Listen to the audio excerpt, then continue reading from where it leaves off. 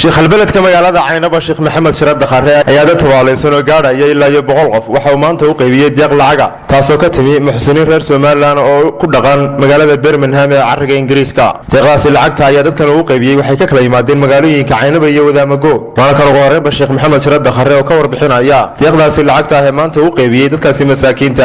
Bismillahir Rahmaanir Rahiim. Alhamdulillahi Rabbil Alamin. والصلاة والسلام على أشرف المرسلين سيدنا ونبينا محمد وعلى آله وصحبه وسلم. ما بعد ما أنت وحنا جوجنا أي تهي هل كان وحكوا بحني لا عدد كاي قدم بيا العكس تحكون $1 وأي سودي ويدي بياني كعنت كيقلي عبد الرزاق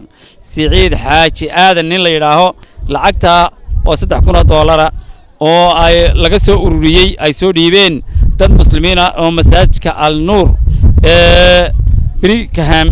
wadanka Ingiriiska magaalada Birmingham ku yaala masaajidka ayaa lacagta halka ku bixiyay waxa uu leeyahay lacagtiini 3,000 ahayd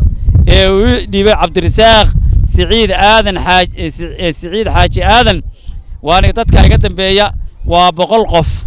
qof walba $30 baan siiyay qaar baan nool ka soo bixiyo meelo dhaadheer ka keenay ana jabkay ka bixiyay marka lacagtiini halka waa dadka iga dambeeya waa dumar adu rag odayaal leh waa ku jiraan waxa weeye $3,000 halkaas boqolka qof yaan $30 u siiyay waan halka ku siiyay ilaahay waxaan idin bariyay halka ka soo saarteen in ilaahay khayr daba mariyo ilaahay waxaan idin bariyay adduunka ina iyo aakhirama ina liimaatan sidoo kale qaar ka mid ah dadka tabaalaysan ee iyagu ku kala jira kaamanka kala duwan ee barakacayaasha gudaha magaalada Caynaba iyo Wadaamago ee loo qaybiyay deeqdaasi lacagta ah ayaa iyaguna si weyn uga mahadnaqay deeqdaas waxayna tilmaameen inay u timi waqti aad ugu baahnaayeen. Bismillahir Rahmaanir Rahiim. ilaahay barakeeyo wadaadkaas si fiican buu noo siiyay lacagtaas aan noogu soo dhiibteen idinkana khayr ilaahay idin siiyo annagana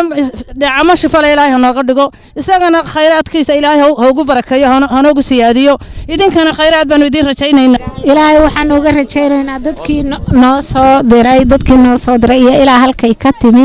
in ilaahay iyagana khayr ugu bedelo annagana ajar iyo xasanaad iyagana ilaahay khayr iyo barako ugu bedelo. Bismillahir Rahmaanir Rahiim. ilaahay waxaan uga baryaynaa wadaadka noogu soo dhiibteen lacagta iyo idinkaba masaakiinta ka ajarsateen in ilaahay khayr iyo xasanaad idin soo dhaafiyo iyo jannada firdawsa ilaa ay halkay ka timi ilaa ay kuwii noogu tala galay ilaa ay kuwana soo gaarsiiyay khayr iyo bushaaro. Jaamac Boodacade warbaahinta qaranka Soomaaliland Caynaba.